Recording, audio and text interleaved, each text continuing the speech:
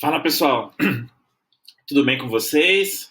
Espero que vocês estejam bem aí, esteja todo mundo em casa, se cuidando, beleza? Eu gravei essa videoaula aqui para a gente falar um pouco, da continuidade, na verdade, né, aos estudos que a gente já está fazendo, vocês estão fazendo aí meio sozinhos, né? Vocês estavam estudando a Baixa Idade Média, estudaram o Renascimento Comercial Urbano, estudaram a crise do feudalismo. E essa crise do feudalismo, gente, ela vai dar origem a uma nova forma de organização política e social ali dentro da Idade Moderna, né, gente? Entre os séculos XVI e XVIII, a gente vai ter uma organização política na Idade Moderna, nos países europeus, baseadas no absolutismo, né? E, como o próprio nome já diz, gente, foi um período em que os monarcas governaram com poderes absolutos, assim, sem dividir poderes com outras instâncias sociais, né? Como vai acontecer a partir do século XVIII com o Iluminismo, que a gente vai ter a tripartição de poderes, né? Entre executivo, legislativo e judiciário. Mas nesse período que a gente vai estudar, ele é um período anterior ao Iluminismo, né? Ele é o período do absolutismo monárquico, assim, no qual os reis governavam com poderes absolutos, assim. Então, pessoal, um dos reis mais famosos desse período, né, que geralmente aparece nos livros de história, é o Luís XIV, né, gente, que ficou conhecido, né, recebeu esse apelido de o Rei Sol. Então, na definição de absolutismo, gente, como eu coloquei aqui, o absolutismo foi um processo de concentração de poderes nas mãos do soberano, né? Aqui tem uma pintura que representa o Luís XIV, né, gente? E reparem como essa pintura ela foi feita de uma forma de mostrar que o Luís XIV fosse um soberano poderoso, né? Então eles fizeram essa capa aqui, e nessa capa tem esse desenho da flor de lis, né? Que é o símbolo do Estado francês. Então ele vestindo essa capa era meio como se fosse que ele estivesse vestindo o Estado, né?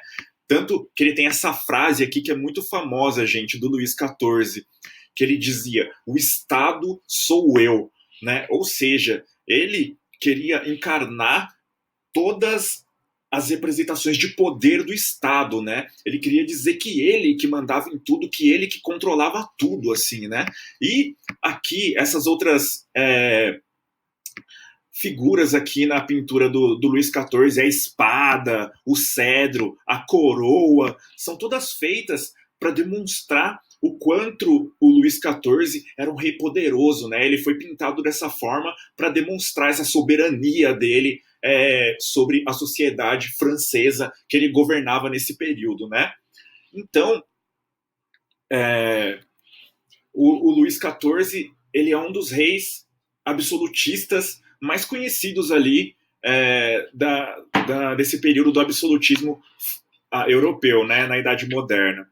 Mas, gente, ele não foi o único, né? Teve outros reis absolutistas também nesse período, né? Como, por exemplo, o Henrique VIII na Inglaterra, que também foi um monarca absolutista, né? Que governava sem dividir poderes com a sociedade do período, né? Governava de forma absolutista. Tem também em Portugal o Dom João V, né, que é outro exemplo desses monarcas absolutistas desse período, né, gente? E quais são as origens, assim? Da onde que veio essa forma de organização política que concentrava todos os poderes nas mãos de um monarca, né? Gente, essa forma de organização política, o absolutismo, ela veio da crise do feudalismo, assim, né? Na Baixa Idade Média, o feudalismo ele começa a entrar em crise devido a uma série de fatores, né? Inclusive a uma pandemia que teve naquele período que matou milhares de pessoas e que desorganizou totalmente a sociedade, desorganizou a economia, como está acontecendo hoje em dia também, né? Essa pandemia que a gente está tendo hoje em dia está desorganizando totalmente a economia do Brasil e quando ela acabar, a pandemia provavelmente depois disso vai vir uma crise econômica muito séria, né, gente? E nesse período da Idade Média, do feudalismo, essa pandemia que teve também desorganizou totalmente economicamente a sociedade feudal e devido a outros fatores que se juntaram a essa pandemia, acabaram levando à crise do feudalismo, né?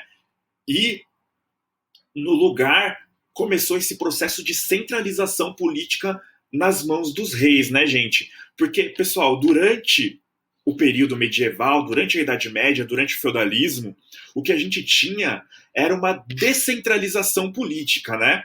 O poder, ele ficava nas mãos dos nobres mais ricos da época, né? Nos nobres mais poderosos da época, que eram os senhores feudais, assim. Então, eram os senhores feudais que tinham o poder de fato durante o feudalismo, né, gente? Cada senhor feudal controlava o seu feudo, né? A sua terra que ele administrava, e até tinha rei nessa época, mas o rei não tinha esse poder centralizado em suas mãos, né? Porque quem governava e quem administrava de fato eram os nobres, né? Era a nobreza feudal, eram os senhores feudais, assim. Porém, com a crise do feudalismo, a gente vai deixar de ter essa descentralização política na mão dos senhores feudais e vai começar um processo a partir do século XVI, final do século XV, século XVI, até o século XVIII, vai começar um processo de centralização política do poder nas mãos do rei, assim, né? A partir daí, o rei que vai ser o nobre mais poderoso, que vai ser o nobre que vai controlar todos os aspectos sociais relativos ao país que ele administrava, né, gente? Então, com a crise do feudalismo, a gente vai ter um processo de centralização política do poder nas mãos do monarca. A gente vai ter também a ascensão do capitalismo, né, gente? Da forma como a gente conhece hoje em dia. É claro que o capitalismo que vai ascender com a crise do feudalismo ainda vai ser um capitalismo embrionário, né, na forma de mercantilismo, mas já era o embrião desse capitalismo que a gente tem nos dias de hoje, né? Então, a crise do feudalismo, ela traz o quê? A centralização política do poder nas mãos do rei, ela traz a ascensão do capitalismo, né, na forma de mercantilismo, ela traz também a ascensão das monarquias nacionais, que é um tema que a gente vai aprofundar nas próximas aulas, né, que foi quando começaram a se formar os estados com as fronteiras, né, que a gente conhece hoje em dia lá na Europa, a França, a Itália, a Alemanha, a Espanha, Portugal. Com a crise do feudalismo, esses países eles vão começar a estabelecer fronteiras mais estruturadas de acordo com os países que a gente conhece nos dias de hoje, né, Portugal, Espanha, Itália, entre outros. Então, a crise do feudalismo, ela vai trazer todas essas mudanças ali na história europeia nesse fim do século XV, início do século XVI, XVII e XVIII, na Idade Moderna, né, gente? E a gente vai ter também, com a crise do feudalismo, a queda da nobreza feudal, né? A queda dos senhores feudais, que eles vão perder o poder que eles tinham até o momento, e esse poder que eles tinham até o momento vai passar para as mãos dos reis, que vão começar a governar de forma absolutista, tá bom? Então, qual que é o contexto histórico disso que a gente está estudando? É o contexto do antigo regime, né, gente? Antigo regime é quase a mesma coisa que absolutismo, né, gente? Foi o período da Idade Moderna em que os reis concentraram os poderes em suas mãos, assim, não dividindo esses poderes com outras instâncias sociais, né? E isso acontece ali ao longo do século XVI, XVII e do século XVIII, né? No século XVIII, esse absolutismo vai começar a ser contestado, né? Porque vão surgir os pensadores iluministas, assim. E esses pensadores iluministas, eles faziam uma crítica muito grande a esses reis absolutistas, né? Eles achavam que não era legal uma única pessoa concentrar todos os poderes em suas mãos, né? Eles queriam fazer a divisão desses poderes por meio de outras ideias, como a da tripartição de poderes, né? Que é o que vigora até os dias de hoje, que a gente tem executivo, legislativo e judiciário. Porém, durante todo esse período, até o século XVIII, o que vai vigorar, a forma de organização política que vai vigorar, principalmente na Europa ali, vai ser o absolutismo monárquico, tá? A concentração de poderes nas mãos dos reis. Então, quais são as características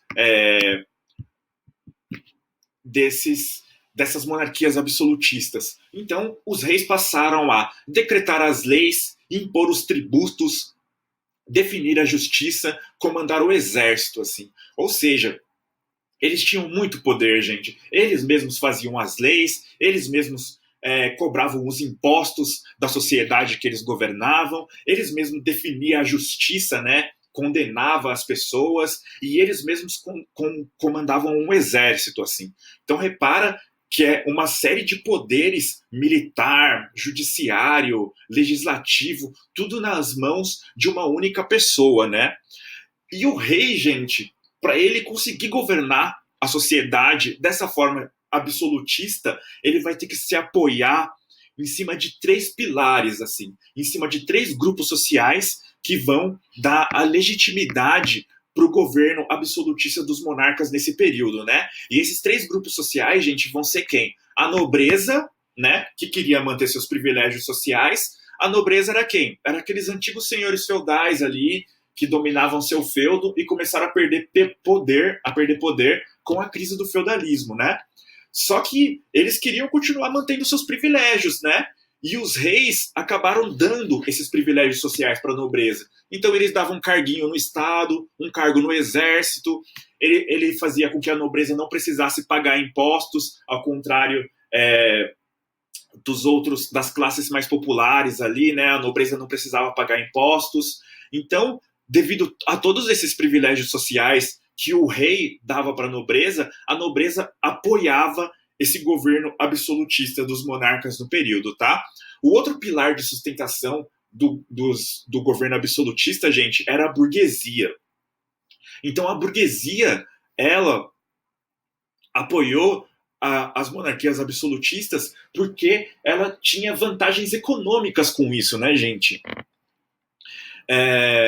Porque, imagina, dentro do feudalismo, gente, cada vez, como o poder era descentralizado politicamente, cada vez que um burguês comerciante mudava de feudo, então ele tinha que mudar a moeda que ele pagava porque não era uniforme, ele tinha que mudar o imposto que ele pagava porque não era uniforme. Então, com a ascensão dos monarcas absolutistas, essa parte financeira, impostos, moedas, isso acabou tendo uma uniformização, né? E isso acabou dando vantagens econômicas para a classe da burguesia, tá?